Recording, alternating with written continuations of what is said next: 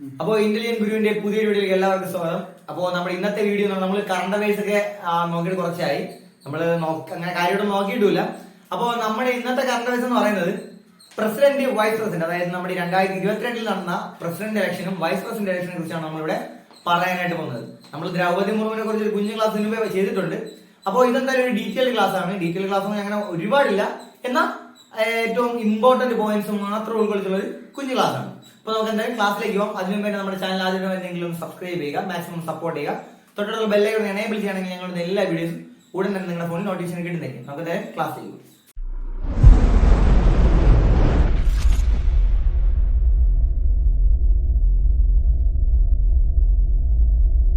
അപ്പോ ദ്രൗപദി മുർമു അല്ലെ, നമ്മുടെ ഇപ്പോഴും നിലവിലെ രാഷ്ട്രപതി ആരാണ്? ദ്രൗപദി മുർമു. അപ്പോ നമ്മളിപ്പോ അറിയേണ്ടത് എത്രാമത്തെ ഇലക്ഷൻ ആണ്, അല്ലെങ്കിൽ എത്രാമത്തെ വ്യക്തിയാണ് ആ ഇലക്ഷൻ നടന്നതായിട്ട്, ഇങ്ങനെയുള്ള കുറച്ച് കാര്യങ്ങളാണ് അല്ലെ. നമുക്ക് എന്തെല്ലാം കാര്യങ്ങൾ നോക്കാം. 2022 നടന്ന എത്രാമത്തെ രാഷ്ട്രപതി തിരഞ്ഞെടുപ്പാണ്? 2022 നടന്നത് എത്രാമത്തെ പ്രസിഡന്റ് ഇലക്ഷൻ ആണെന്ന് ചോദിച്ചാൽ എത്രയെന്ന് പറയാം നമുക്ക്? 16ാം ഇലക്ഷൻ ആണ്. 16ാം ഇലക്ഷൻ ആണ് എന്ത് നടന്നത്? 2022 നടന്നത്. അങ്ങനെയെങ്കിൽ 2022 16ാമത്തെ ഇലക്ഷൻ അല്ലേ? അപ്പൊ എത്രാമത്തെ വ്യക്തിയാണ് നമ്മുടെ ഈ ദ്രൗപദി മുർമു? അങ്ങനെ ചോദിക്കുന്നത് കുറച്ച് ആൾക്കാരെങ്കിലും എന്തടിക്കും? 16ാമത്തെ ഇലക്ഷൻ അല്ല, അപ്പൊ 16ാമത്തെ വ്യക്തിയാണെന്ന് കുറച്ച് ആൾക്കാർ തെറ്റിദ്ധരിക്കും. എന്നാൽ അങ്ങനെയല്ല. നമുക്കറിയാം, ആദ്യം അല്ലെങ്കിൽ നമ്മുടെ ഇന്ത്യയിലെ ആദ്യത്തെ രാഷ്ട്രപതിയായ ഡോക്ടർ രാജേന്ദ്ര പ്രസാദ് എത്ര വർഷമായിരുന്നു?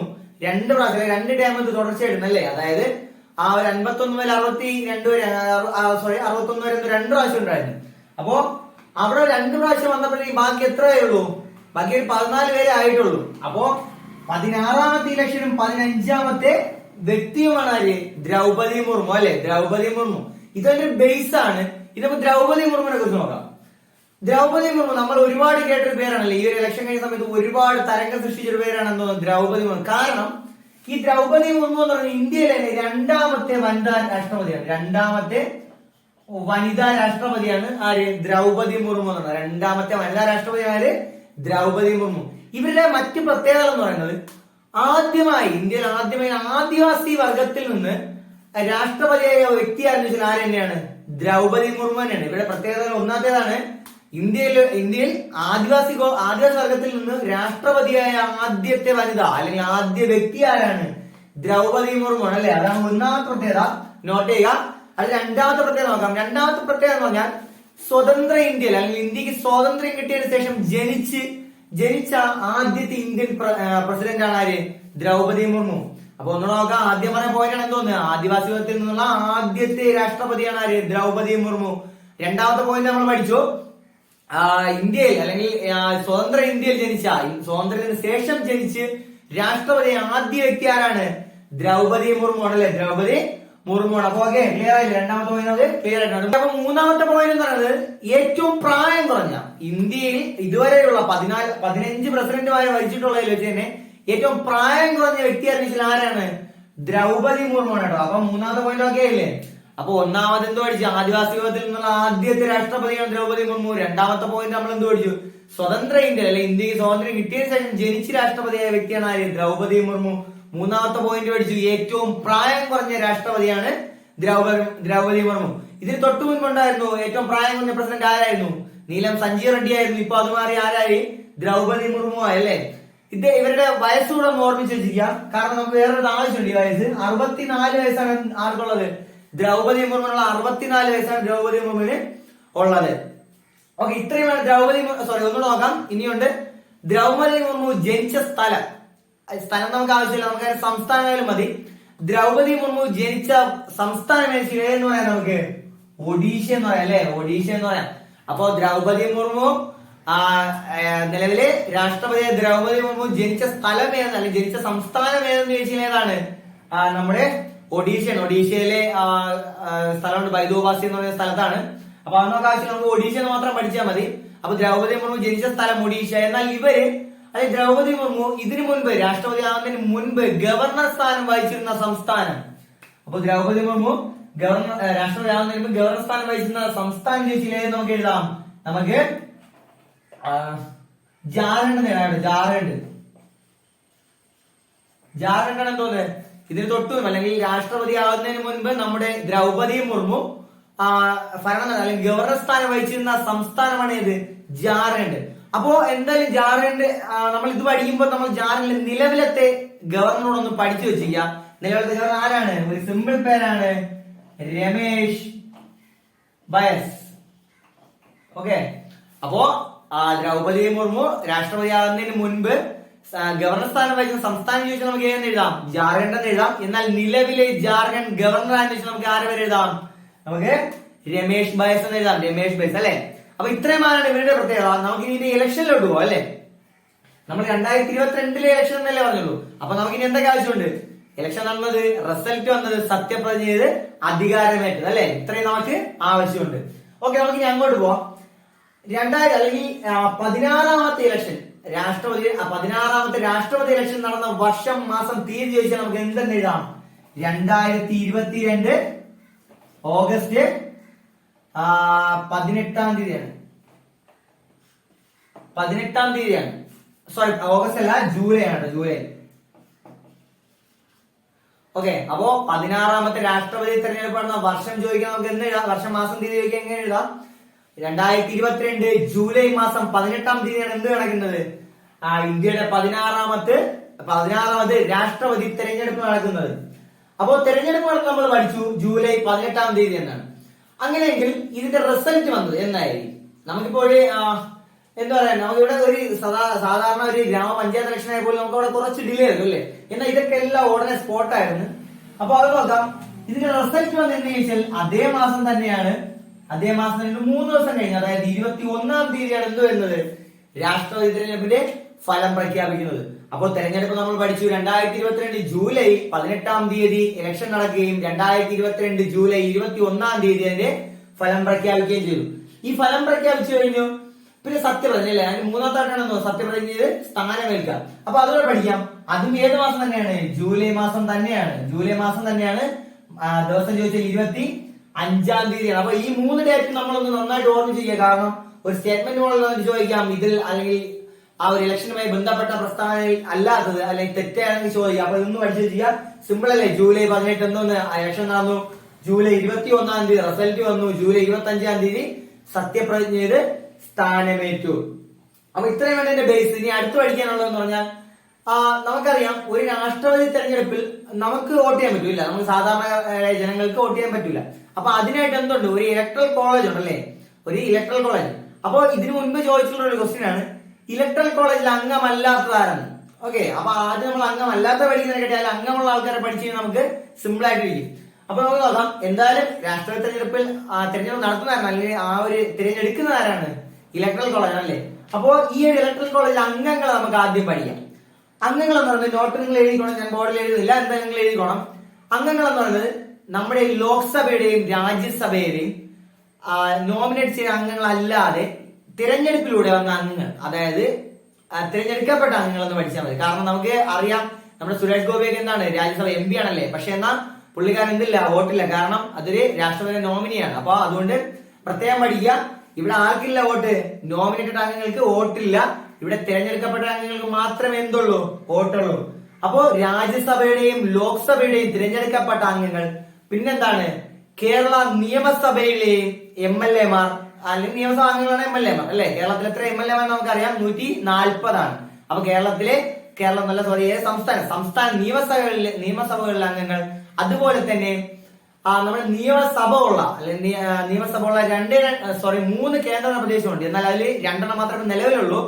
ആ 3 ഏതൊക്കെയാണ്? ഡൽഹിയുണ്ട്, പുതുച്ചേരിയുണ്ട്, നമ്മുടെ ജമ്മു കാശ്മീർ അല്ലെ. ഇപ്പൊ ജമ്മു കാശ്മീരിൽ എന്തില്ല? അങ്ങ് നിയമനിർമ്മാണ സഭ വന്നിട്ടില്ല, നിലവിലില്ല. അപ്പൊ എന്തായാലും ഉണ്ടാവും. അപ്പൊ നമുക്കിപ്പൊ എന്ത് പഠിച്ചാൽ മതി? നമ്മുടെ പുതുച്ചേരിയും ഡൽഹിയും പഠിച്ചാൽ മതി അല്ലെ. അപ്പോ ആരൊക്കെയാണ്? രാജ്യസഭ, ലോക്സഭ തിരഞ്ഞെടുക്കപ്പെട്ട അംഗങ്ങൾ, അതുപോലെ തന്നെ സംസ്ഥാന നിയമസഭയിലെയും നിയമസഭ ഉള്ള കേന്ദ്ര പ്രദേശങ്ങളിലെ തിരഞ്ഞെടുക്കപ്പെട്ട അംഗങ്ങളും കൂടി ചേർന്നാണ് ആരെ തിരഞ്ഞെടുക്കുന്നത്? നമ്മുടെ രാഷ്ട്രപതിയെ തിരഞ്ഞെടുക്കുന്നത്. അതാണ് രാഷ്ട്രപതിയുടെ ഇലക്ട്രൽ കോളേജ് എന്നറിയപ്പെടുന്നത്. ഓക്കെ, അപ്പൊ ഇത്രയേ ഉള്ളൂ. അടുത്ത് നോക്കേണ്ടതെന്ന് പറഞ്ഞു കഴിഞ്ഞാൽ നമ്മുടെ രാഷ്ട്രപതി എപ്പോഴും ഒരു സ്ഥാനാർത്ഥി എതിർ സ്ഥാനാർത്ഥി ഉണ്ടായിരിക്കും അല്ലെ. അപ്പൊ നമുക്കിവിടെ ദ്രൗപദി മുർമുവിന്റെ എതിർ സ്ഥാനാർത്ഥി ആരായിരിക്കും? പുള്ളിക്കാരാണ് യശ്വന്ത് സിൻഹ. ഓക്കെ, അപ്പൊ നന്നായിട്ട് ഓർമ്മിച്ച് ചെയ്യാം. പതിനാറാം പ്രസിഡന്റ് ഇലക്ഷൻ അല്ലെങ്കിൽ രാഷ്ട്രപതി തെരഞ്ഞെടുപ്പിൽ ദ്രൗപദി മുർമുവിന് എതിരായിട്ട് മത്സരിച്ച സ്ഥാനാർത്ഥി ആരെന്ന് ചോദിച്ചാൽ ആരെന്ന് നമുക്ക് പറയാം? യശ്വന്ത് സിൻഹ എന്ന് പറയാം. അപ്പൊ നമ്മൾ ഇത്രയും പഠിക്കുമ്പോ ഒന്നുകൂടെ പഠിക്കണം. കാരണം ഇവർക്ക് കിട്ടിയ ആ ഒരു ശതമാനം, എത്ര ശതമാനം വോട്ടാണ് ദ്രൗപദി മുർമുവിന് കിട്ടിയത്? ഞാൻ ആദ്യമേ പറഞ്ഞു അവരുടെ ഒരു വയസ്സ് നന്നായിട്ടുണ്ട് ഓർമ്മിച്ച് വെച്ചിരിക്കുന്നത്. അതായത് ഇവിടെ കിട്ടിയത് 64 വയസ്സല്ലേ. അപ്പൊ അവർക്ക് കിട്ടിയ വോട്ട് ശതമാനം എന്ന് പറഞ്ഞാൽ 64.03% ആണ്. ഓക്കെ, അപ്പൊ ദ്രൗപദി മുർമുവിന് കിട്ടിയ വോട്ട് ശതമാനം എത്രയാണ്? 64.03% ആർക്ക് കിട്ടുന്നത്? ദ്രൗപദി മുർമുവിന് കിട്ടുന്ന വോട്ട്. നമ്മൾ നോക്കാൻ പോകുന്നത് വോട്ട് വാല്യൂ അല്ലെ. നമുക്കിപ്പോ ഒരു എന്തു പറയാ, നമ്മൾ ആദ്യം പഠിച്ച ഇലക്ട്രൽ കോളേജ് ഉണ്ടെന്ന്, അവിടെ കുറച്ച് അംഗങ്ങൾ മാത്രമേ വേണം ഒരു വോട്ടിനായിട്ട്. അപ്പൊ എന്നാ ഒരു 500 അംഗങ്ങൾ ഉണ്ടെങ്കിൽ 500 വോട്ടല്ല അവിടെ എന്ത് വരുന്നത്, അവിടെ ആ ഒരു കൗണ്ട് ചെയ്യുന്നത്. അപ്പോ ഇവിടെ ഓരോ MLA അല്ലെങ്കിൽ ഓരോ സംസ്ഥാനത്തിലെ MLA മാർക്കായാലും MP മാർക്കായാലും എന്തുണ്ട്, ഒരു വോട്ട് വാല്യൂ ഉണ്ട്. ഓക്കെ, ആ വോട്ട് വാല്യൂ എങ്ങനെയാണ് നമ്മൾ കണ്ടുപിടിക്കുന്നത്? അതിനു മുമ്പേ നമുക്ക് നമ്മുടെ കേരളത്തിന്റെ ഒരു വോട്ട് വാല്യൂ കുറച്ച് കാര്യങ്ങൾ നമ്മൾ പഠിക്കാം. അതായത് ഇവിടെ പറയുന്നത് കേരളത്തിലെ ഒരു MLA പ്രസിഡന്റ് ഇലക്ഷന്റെ വോട്ട് വാല്യൂ എത്രയെന്ന് വെച്ചാൽ നമുക്ക് എത്ര എഴുതാം? 152 എന്ന് എഴുതാം. ഓക്കെ, അപ്പോ കേരളത്തിലെ ഒരു MLA കേരളമാണ് കേട്ടോ. അപ്പൊ കേരളത്തിലെ ഒരു MLA വോട്ട് വാല്യൂ എത്ര നമുക്ക് എഴുതാം? 152. അതായത് അയാൾ ഒരു വോട്ട് ആണെങ്കിൽ അവിടെ എത്രയായിട്ട് കൗണ്ട് ആവും? അത് 152 വോട്ടായിട്ട് എന്ത് ചെയ്യും? കൗണ്ട് ആവും.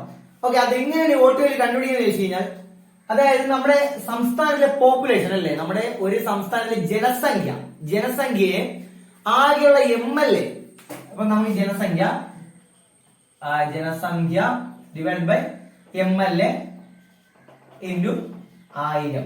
ഓക്കെ, അപ്പൊ ഇങ്ങനെ ഈ ഒരു ഇത് ഫോം ചെയ്യുമ്പോഴാണ് ഒരു ആൻസർ. ഇപ്പൊ കേരളത്തിലെ പോപ്പുലേഷനെ ഇത് 140 MLA മാരാണ്. 140 ഇൻറ്റു 1000 വെച്ച് ഗുണിച്ച് ഡിവൈഡ് ചെയ്യുമ്പോഴത്തേക്കും 152 കിട്ടും. ഓക്കെ, അതാണ് പറയുന്നത്. ഇതാണ് അതിന്റെ ഒരു പ്രോസസ്. എങ്ങനെയാണ് അതിന്റെ വോട്ട് വാല്യൂ കണ്ടെത്തുന്നതെന്ന് ഉള്ള ആ ഒരു വഴി. ഓക്കെ, അപ്പൊ കേരളത്തിലെ ഒരു MLA വോട്ട് വാല്യൂ എത്ര? 152. അങ്ങനെയെങ്കിൽ ഇന്ത്യയിൽ ഏറ്റവും കൂടുതൽ വോട്ട് വാല്യൂ ഉള്ള സംസ്ഥാനം നമുക്ക് എല്ലാവർക്കും അറിയുന്നുള്ള ഏറ്റവും ജനസംഖ്യ സംസ്ഥാനം ഏതാണ്? UP ആണ് അല്ലെ. UP ആണ് വോട്ട് വാല്യൂ ഏറ്റവും കൂടിയ സംസ്ഥാനം. അങ്ങനെ UPയുടെ വോട്ട് വാല്യൂ എത്രയായിരിക്കും? 208 ആയിരിക്കും. 208. അപ്പൊ ഏറ്റവും കൂടുതൽ വോട്ട് വാല്യൂ ഉള്ള സംസ്ഥാനം ഏതാണ്? UP. കേരളത്തിന്റെ 152. അങ്ങനെയെങ്കിൽ ഏറ്റവും കുറവ് വോട്ട് വാല്യൂ ഉള്ള സംസ്ഥാനം ഏതായിരിക്കും? അതും ശരി തന്നെയാണ്. നമ്മുടെ ഏറ്റവും ജനസംഖ്യ കുറഞ്ഞ സംസ്ഥാനം ഏതാണ്? നമ്മുടെ സിക്കിം ആണ് അല്ലെ. സിക്കിമിന് 7 ആണ്. അപ്പൊ നമ്മൾ വോട്ട് വാല്യൂ ഏറ്റവും കൂടുതലുള്ള പഠിച്ചു UP എന്ന്, ഏറ്റവും കുറവുള്ള പഠിച്ചു സിക്കിം എന്ന്. കേരളത്തിലെ വോട്ട് വാല്യൂ നമ്മൾ പഠിച്ചു അല്ലെ. ഇതിനടുത്ത് നോക്കേണ്ടത് നമ്മള് MLA എന്ന് പറയുമ്പോൾ സംസ്ഥാനങ്ങളാണ്. എല്ലാ സംസ്ഥാനങ്ങളും ഈ ഒരു മെത്തേഡ് തന്നെയാണ് കണ്ടുപിടിക്കുന്നത്. ഇത് നമ്മൾ കേരളത്തിന് മാത്രമേ പറഞ്ഞുള്ളൂ, കാരണം കേരളമാണ് ഇവിടെ മെയിൻ ആയിട്ട് വരുന്നത്. ഓക്കെ, അടുത്ത് ഞാൻ നോക്കേണ്ടത് MP ആണ് കേട്ടോ. പക്ഷെ MPയെ സംബന്ധിച്ചിടത്തോളം ഒരിക്കലും ഈ നമ്മുടെ സംസ്ഥാനങ്ങളിൽ ഈ MLA കണ്ടെത്തിയ പോലെ സംസ്ഥാനം തിരിച്ചല്ല പറയുന്നത്. ഇവിടെ MP എന്ന് പറഞ്ഞാൽ എല്ലാവർക്കും ഒരേ വാല്യൂ തന്നെയാണ്, ഒരേ ഇത് തന്നെയാണ് ഇവിടെ MP മാർക്ക് വരുന്നത്. ഇവിടെ ഇപ്പോ നിലവിലെ അല്ലെങ്കിൽ 16ാമത്തെ പ്രസിഡന്റ് ഇലക്ഷൻ അല്ലെങ്കിൽ രാഷ്ട്രപതി തെരഞ്ഞെടുപ്പിലെ ഒരു MPയുടെ അല്ലെങ്കിൽ ഒരു രാജ്യസഭാ അംഗത്തിന്റെ വോട്ട് മൂല്യം എന്ന് പറയുന്നത് എത്രയാണ്? 708.1 നമുക്ക് ഒന്നും വേണ്ട, 708 ആണ് ഇവിടെ ഒരു MPയുടെ വോട്ട് വാല്യൂ എന്ന് പറയുന്നത്. ഓക്കെ, അപ്പൊ ഇത്ര നന്നായിട്ട് നോക്കി വയ്ക്കുക വോട്ട് വാല്യൂ അല്ലെ. ഒരു MLA അല്ലെങ്കിൽ കേരളത്തിലെ ഒരു MLAയുടെ വോട്ട് വാല്യൂ ആണ് എത്ര? 152. ഏറ്റവും കൂടുതലുള്ള UPയിലാണ് 208. ഏറ്റവും കുറവുള്ള സിക്കിമിലാണ് 7. അതുപോലെ ഒരു MPയുടെ ഒരു രാഷ്ട്രീയ തെരഞ്ഞെടുപ്പിൽ വോട്ടിടുന്ന ഒരു MPയുടെ വോട്ട് വാല്യൂ എത്ര എന്ന് പറയാം നമുക്ക്? 708. അതിനെ പ്രോപ്പർ ആയിട്ട് പറയണമെങ്കിൽ 708.11 എന്ന് പറയാം. ഇത്രയേ ഉള്ളൂ നമ്മുടെ രാഷ്ട്രപതി തെരഞ്ഞെടുപ്പിനെ കുറിച്ച് അറിയാനായിട്ടുള്ളത്. പക്ഷെ നമ്മൾ പറയാനായിട്ട് ഒരു കാര്യം വിട്ടുപോയി. നമ്മൾ ദ്രൗപദി മുർമു ആദിവാസി ഗോത്രമാണെന്ന് മാത്രമേ നമ്മൾ പഠിച്ചുള്ളൂ, ഏത് വിഭാഗം പഠിച്ചില്ല. അതുകൂടെ ഓർമ്മിച്ചിരിക്കുക, സാന്താളിലാണ്. ഓക്കെ, അതവിടെ നിൽക്കട്ടെ. നമുക്ക് വൈസ് പ്രസിഡന്റ് തെരഞ്ഞെടുപ്പിലോട്ട് വരാം, അതായത് ഉപരാഷ്ട്രപതി തെരഞ്ഞെടുപ്പിലോട്ട് വരാം. ഇവിടെ 2022 നടന്ന എത്രാമത് ഉപരാഷ്ട്രപതി തെരഞ്ഞെടുപ്പാണ്? അങ്ങനെ ചോദിക്കണം നമുക്ക് എത്രയും തരാം? നമുക്ക് പഴയതുപോലെ തന്നെ 16ാമത് ഉപരാഷ്ട്രപതി തെരഞ്ഞെടുപ്പാണ് എന്ന് നടക്കുന്നത് 2022 നടക്കുന്നത്.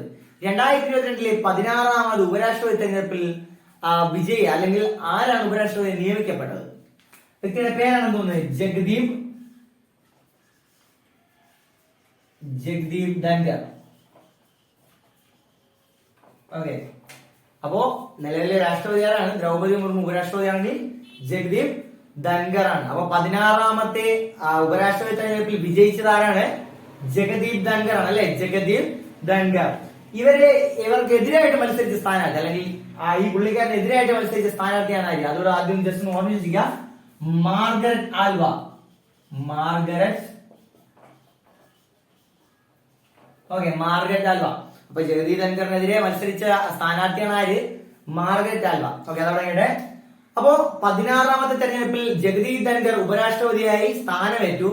എന്നാൽ എത്രാമത്തെ വ്യക്തിയാണ് ജഗദീപ് ധൻഖർ? ഉപരാഷ്ട്രപതിയാവുന്ന എത്രാമത്തെ വ്യക്തിയാണ് ജഗദീപ് ധൻഖർ എന്ന് വെച്ച് നമുക്ക് എത്ര എഴുതാം? ഇവിടെ 14 എന്ന് എഴുതാം. 14. അപ്പൊ ഈ 14 എങ്ങനെ വരുന്ന ചില ആൾക്കാർക്ക് ഡൗട്ട് ഉണ്ടായിരിക്കാം. കാരണം നമുക്കറിയാം രാധാകൃഷ്ണൻ 2 പ്രാവശ്യം അല്ലെ, ഡോക്ടർ രാധാകൃഷ്ണൻ എത്ര പ്രാവശ്യം ഉണ്ടായിരുന്നു? 2 പ്രാവശ്യം തുടർച്ചയായിട്ടുണ്ടായിരുന്നു. അത് കഴിഞ്ഞ് ഹമീദ് അൻസാരി കൂടെ എന്തുണ്ടായിരുന്നു? 2 പ്രാവശ്യം അല്ലെങ്കിൽ തുടർച്ചയായി 2 പ്രാവശ്യം എന്ത് ചെയ്തു? ഉപരാഷ്ട്രപതി സ്ഥാനം വഹിച്ചു. അപ്പൊ ഇതില് ഒരു കാര്യം ജസ്റ്റ് ഓർമ്മിച്ച് ചെയ്യുക, ഏറ്റവും കൂടുതൽ കാലം ഭരിച്ച ഉപരാഷ്ട്രപതി ആരെന്ന് എഴുതാം? രാധാകൃഷ്ണനല്ല, നമ്മുടെ ഹമീദ് അൻസാരിയാണ്. 1 ദിവസം കൂടുതലാണ്. അപ്പോൾ ഏറ്റവും കൂടുതൽ കാലം ഭരിച്ച അല്ലെങ്കിൽ ഏറ്റവും കൂടുതൽ കാലം ഉപരാഷ്ട്രപതി സ്ഥാനം വഹിച്ച വ്യക്തി ആണെന്ന് ആരും നോക്കി എഴുതാം? ഹമീദ് അൻസാരി എന്ന് എഴുതാം അല്ലെ. ഓക്കെ, അതാണ് അതിന്റെ. അപ്പൊ 16ാമത്തെ ഇലക്ഷൻ 14ാമത്തെ വ്യക്തി. ഈ 16ാമത്തെ ഇലക്ഷൻ നടന്ന വർഷം മാസം തീയതി ആ ഒരു ഡേറ്റ് എന്നാണ് അത് നോക്കാം. 16ാമത്തെ ഉപരാഷ്ട്രപതി തെരഞ്ഞെടുപ്പ് നടന്ന വർഷം 2022 ഓഗസ്റ്റ് മാസം 6-ാം തീയതിയാണ്. അപ്പോ 16ാം ഉപരാഷ്ട്രപതി തെരഞ്ഞെടുപ്പ് നടന്ന വർഷം അതാണ് 2022 ഓഗസ്റ്റ് മാസം 6-ാം തീയതി. ഇവിടെ തിരഞ്ഞെടുപ്പ് നടക്കുന്നതും റിസൾട്ട് പ്രഖ്യാപിക്കുന്നതും ഒരു ദിവസം തന്നെയാണ്. അപ്പൊ റിസൾട്ട് എന്ന് തന്നെയാണ് 2022 ഓഗസ്റ്റ് മാസം 6-ാം തീയതി തന്നെയാണ്. അപ്പോ ഇവിടെ പഠിക്കാൻ എളുപ്പമുണ്ട്. നമുക്കിവിടെ ഇലക്ഷൻ നടക്കുന്നതും റിസൾട്ട് പ്രഖ്യാപിക്കുന്നത് എന്ത് തന്നെയാണ്? 2022 ഓഗസ്റ്റ് മാസം 6-ാം തീയതി തന്നെയാണ് അല്ലെ. അപ്പൊ ഇവിടെ സത്യപ്രതിജ്ഞ എന്നാണ് 2022 ഓഗസ്റ്റ് 11-ാം തീയതിയാണ് സത്യപ്രതിജ്ഞ നടക്കുന്നത്. ഓക്കെ, 3 പോയിന്റ് കിട്ടിയില്ലേ? അതായത് ഉപരാഷ്ട്രപതി തെരഞ്ഞെടുപ്പ് നടന്നതെന്നാണ് 2022 ഓഗസ്റ്റ് 6-ാം തീയതി. റിസൾട്ട് വന്ന 2022 ഓഗസ്റ്റ് 6-ാം തീയതി തന്നെയാണ്. എന്നാൽ സത്യപ്രതിജ്ഞ അധികാരത്തിലേറ്റത് എന്നാണ് 2022 ഓഗസ്റ്റ് 11-ാം തീയതിയാണ് അല്ലെ. 11-ാം തീയതി നമ്മൾ ഇവിടെ പഠിച്ച പോലെ അവിടെ പഠിച്ചില്ലേ, നമ്മുടെ ദ്രൗപദി മുർമു ഏതൊരു സംസ്ഥാനത്തിന്റെ ഗവർണർ ആയിരുന്നു അല്ലെ. അങ്ങനെ ജഗദീപ് ധൻഖർ, അതിനും പേര് ആരുണ്ട്? ജഗദീപ് ധൻഖർ രാജസ്ഥാൻകാരനാണ്, രാജസ്ഥാൻ. ഓക്കെ, അവിടെ. അപ്പോ ജഗദീപ് ധൻഖർ ഏത് സംസ്ഥാനത്തിലെ ഗവർണർ സ്ഥാനം വഹിച്ചിട്ടാണ് ഉപരാഷ്ട്രപതി തെരഞ്ഞെടുപ്പിലോട്ട് അല്ലെങ്കിൽ മത്സരിച്ച് അല്ലെങ്കിൽ ഉപരാഷ്ട്രപതി ആയത്? അതായത് ഇതിന് മുമ്പ് ഏത് സംസ്ഥാനമാണ് ഗവർണർ പദവി അലങ്കരിച്ചതെന്ന് ചോദിച്ചുള്ളത്. എവിടെയാണ് ഇതാം? അതായത് ജഗദീപ് ധൻഖർ വെസ്റ്റ് ബംഗാളിന്റെ മുൻ ഗവർണർ ആയിരുന്നു ആര്? ജഗദീപ് ധൻഖർ എന്നാണ്. വെസ്റ്റ് ബംഗാളിന്റെ മുൻ ഗവർണർ ആയിരുന്നു ആര്? ജഗദീപ് ധൻഖർ. അങ്ങനെയെങ്കിൽ നിലവിൽ വെസ്റ്റ് ബംഗാളിന്റെ ഗവർണർ ആരാണ്? വെസ്റ്റ് ബംഗാളിന്റെ ഗവർണർ അവിടെ ഒരു പെർമനന്റ് ഒരു ഗവർണർ ഇതുവരെ ആയിട്ടില്ല, ഒരു താൽക്കാലിക ഗവർണറാണ്. അതായത് മണിപ്പൂരിന്റെ ഗവർണറായ ലാ ഗണേഷ് എന്ന വ്യക്തിയാണ് അധിക ചുമതലയായിട്ട് ഈ വെസ്റ്റ് ബംഗാളിന്റെ ഗവർണർ സ്ഥാനം ഇപ്പോ അലങ്കരിച്ചുകൊണ്ടിരിക്കുന്നത്. ഓക്കെ, അപ്പോ നമുക്ക് ആദ്യം ഒന്ന് നോക്കാം. അപ്പൊ 16ാമത് ഉപരാഷ്ട്രപതി തെരഞ്ഞെടുപ്പ് അല്ലെ, 2022 ഓഗസ്റ്റ് 6-ാം തീയതി നടന്ന 16ാമത് ഉപരാഷ്ട്രപതി തെരഞ്ഞെടുപ്പിൽ ആരായിരുന്നു വിജയ്?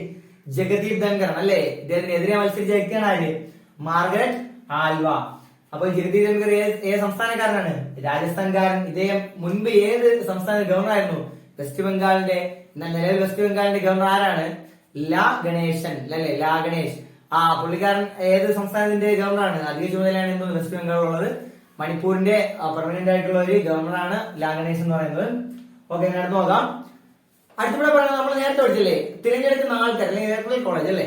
അവിടെ നമ്മൾ എന്ത് പഠിച്ചു? ഇലക്ട്രൽ കോളേജ് എന്ന് പഠിച്ചപ്പോഴത്തേക്കും അവിടെ തിരഞ്ഞെടുക്കപ്പെട്ട അംഗങ്ങൾ മാത്രമാണ് പഠിച്ചത്. എന്നാൽ ഉപരാഷ്ട്രപതി വരുമ്പോൾ അങ്ങനെയല്ല, എല്ലാ നോമിനിക്കും എന്ത് ചെയ്യാൻ പറ്റും? വോട്ടിടാനായിട്ട് പറ്റും. അതായത് നമ്മുടെ ഇതിലുള്ള എല്ലാ അംഗങ്ങൾക്കും എന്ത് ചെയ്യാം?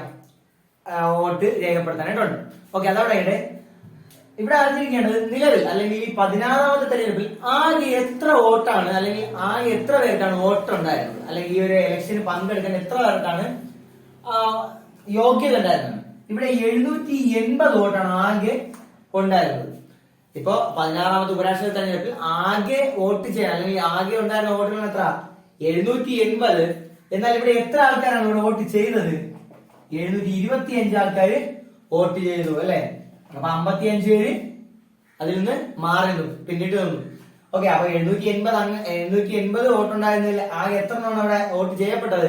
725. ഇതിൽ നിന്നും 10 എണ്ണം എന്തായി? അസാധു വോട്ടായി മാറി. ഇതിൽ നിന്നും 10 വോട്ട് എന്തായി? അസാധു വോട്ടായി മാറുകയും ബാക്കി എത്രയുണ്ട്? ബാക്കി സാധു വോട്ട് അപ്പൊ എത്രയായിരിക്കും? 715 വോട്ടാണ് സാധു വോട്ട് അല്ലെ. അപ്പോ നോക്കുക, 780 വോട്ട് ഉണ്ടായിരുന്നു ആകെ. അതിൽ 725 വോട്ട് എന്ത് ചെയ്തു? പോൾ ചെയ്തു. അതുപോലെ തന്നെ അതിൽ അസാധുവായിട്ട് 10 വോട്ട് മാറിയപ്പോഴത്തേക്കും സാധു വോട്ട് എല്ലാം പോയിട്ട് അവസാനം മൂല്യമുള്ള വോട്ടായിട്ട് എത്ര ഉണ്ടായിരുന്നു? 715 വോട്ട് ഉണ്ടായിരുന്നു. അതിൽ എത്ര വോട്ടാണ് നമ്മുടെ ജഗദീപ് ധൻഖറിന് കിട്ടിയത്? അതിൽ 528 വോട്ടാണ് ആർക്ക് കിട്ടിയത്? ജഗദീപ് ധൻഖറിന് കിട്ടിയത് അല്ലെ. വൻപിച്ച ഭൂരിപക്ഷമാണ്. അപ്പൊ അതിൽ 528 വോട്ടാണ് ആർക്ക് കിട്ടിയത്? ജഗദീപ് ധൻഖറിന് കിട്ടിയത്. 528 വോട്ട് കിട്ടിയെങ്കിൽ അദ്ദേഹത്തിന് ആകെ കിട്ടിയ എത്ര ശതമാനം വോട്ടാണ്? അത് നമുക്ക് എഴുതാം. 74.37% വോട്ടാണ് ആർക്ക് കിട്ടിയത്? ജഗദീപ് ധൻഖറിന് കിട്ടിയത്. ഓക്കെ, അപ്പൊ ഇത്രയുമാണ് നമ്മുടെ പ്രസിഡന്റ് ഇലക്ഷനും അല്ലെങ്കിൽ വൈസ് പ്രസിഡന്റ് ഇലക്ഷനിൽ നിന്നും അറിഞ്ഞിരിക്കേണ്ട ബേസ് അല്ലെങ്കിൽ ഏറ്റവും പ്രധാനപ്പെട്ട പോയിന്റ് എന്ന് പറയുന്നത്. അപ്പൊ ഇതിൽ കൂടുതലായിട്ട് വരാൻ ചാൻസ് ഇല്ല. അപ്പൊ എന്തായാലും നിങ്ങൾ നന്നായിട്ടൊന്ന് റിപ്പീറ്റ് ചെയ്ത് കാണാൻ ശ്രമിക്കുക. മനസ്സിലാകാത്ത പോർഷൻ നിങ്ങൾക്ക് കമന്റിലൂടെ അറിയിക്കാവുന്നതാണ്. മാക്സിമം നന്നായിട്ട് ബൈക്കാട്ട് ചെയ്ത് പഠിച്ചു പോവുക. അപ്പൊ എന്തായാലും നമുക്ക് നമ്മുടെ ഇന്നത്തെ കൺവേഴ്സ് ഇവിടെ അവസാനിക്കുകയാണ്. അടുത്ത നല്ലൊരു ക്ലാസ് വീണ്ടും കാണാം. അതുവരേക്കും